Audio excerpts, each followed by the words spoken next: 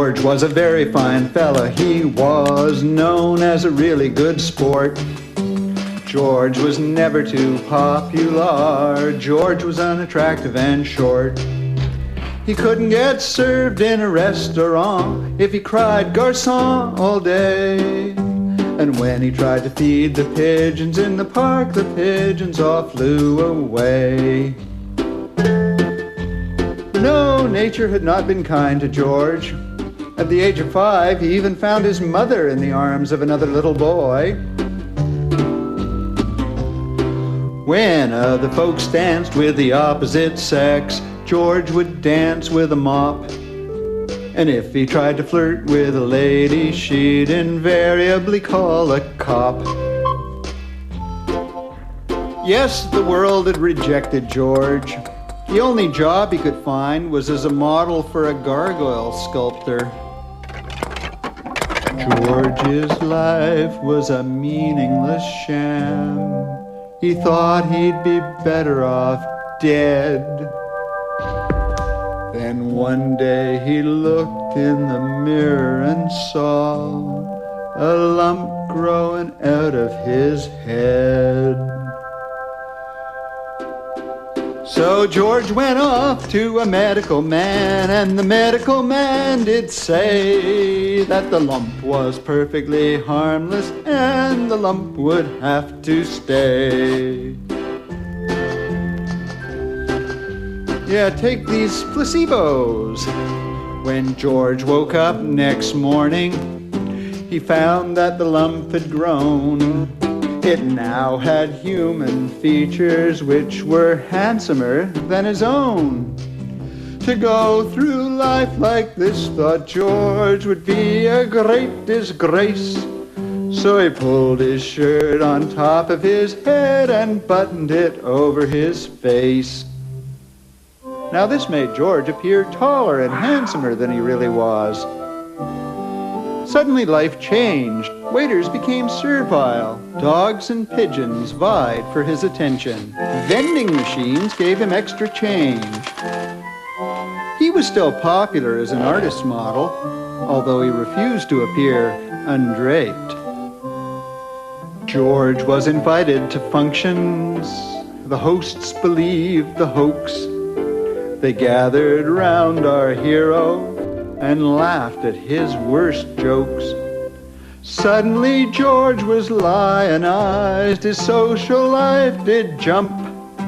The pigeons ate his popcorn and the ladies loved his lump. George became so popular, in fact, that other careers beckoned. Feeling that show business would prove too challenging, George entered politics. A bunch of political backroom boys were hatching up a plan. Their party had no leadership.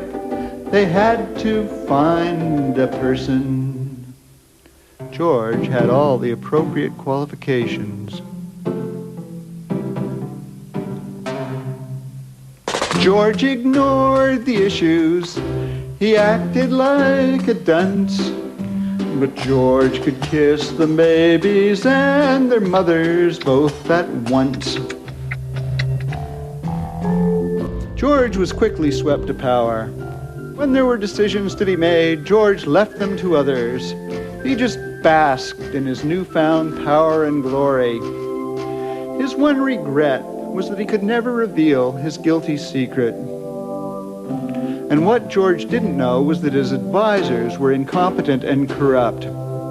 George never guessed that his colleagues were largely a bunch of crooks. They all had their hands in the cookie jar and frequently fixed the books.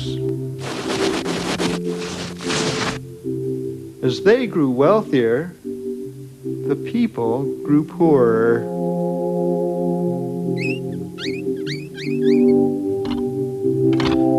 Some radicals raised a protest, dissension did arise, and when the revolution came, it took George by surprise.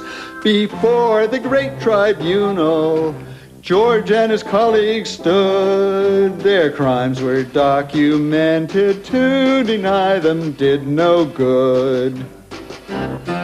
To try and plead his innocence was just a waste of breath.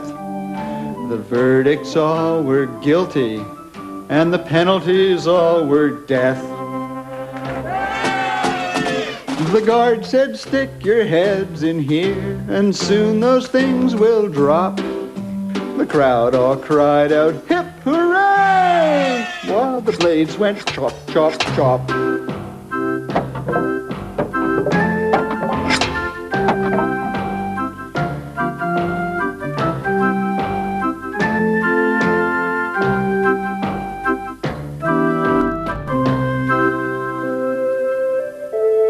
Well, George was unattractive again, and possibly even shorter than before. And although George lived a long and healthy life, he never saw the lump again.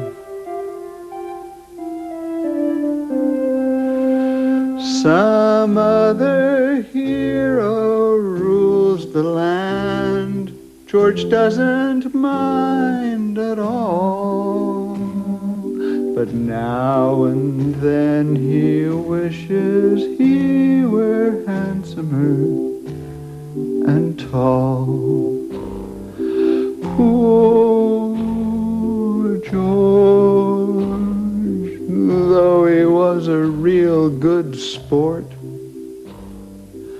Poor George, he was really ugly and short.